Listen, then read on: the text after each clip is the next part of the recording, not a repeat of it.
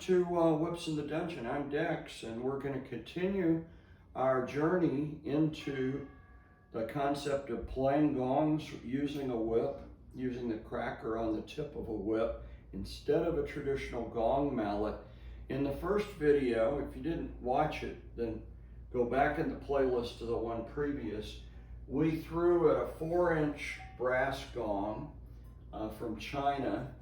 Some people would call that a tam-tam. And today we're going to go up in size a little bit. This gong also is a Chinese type gong.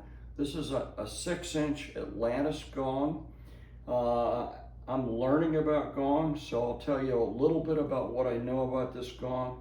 This gong was not lathed, so it's considered an unlathed gong, handmade, beaten into its shape. And then when it's fired or heated, it's quenched with salt. Okay, and if I come up really close, maybe you can see it, but there's a patina and a little bit of even rust spots forming on this gong. That's because it was tempered with salt at the end of the manufacturing process. So it's a little bit larger gong than what we played in our first video. And of course, it's going to have different tones and different sounds than the little brass tambourine had. So let's see what the 6-inch Atlantis Gong sounds like as I continue to break in my Smokey Mountain Whip.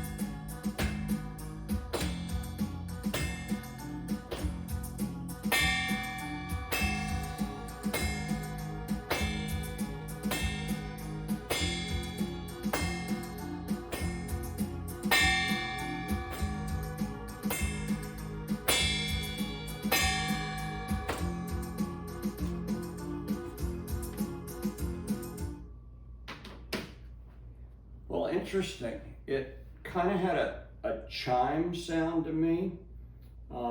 My response to hearing that noise was it had a chime sound, and it was pretty consistently the same frequency or the same note. I'd have to get a piano or some sort of scale to figure out what note it was playing. But I think this 6-inch Atlantis Gong definitely has the ability to play a certain musical note. I mean, obviously there were some variations in that tone, but my general impression the first time playing this gong is that it, with using a whip cracker as the striking implement, and if you look at this cracker, you can see it's kind of, I mean, it started out as a white cracker and now it's kind of dingy looking. It picked up some of that rust and patina off the gong as it struck the gong. But interesting, it created a chime on a pretty consistent frequency and a pretty consistent note. So that's where we are, step 2 of our gong journey. We're going to go up from a 6-inch gong to an 8-inch wind gong in our next video. So if you like this content and are intrigued by the idea of playing a gong using a whip, then by all means, subscribe so you get a notification that when the next video comes out. But like, subscribe, and give me a comment.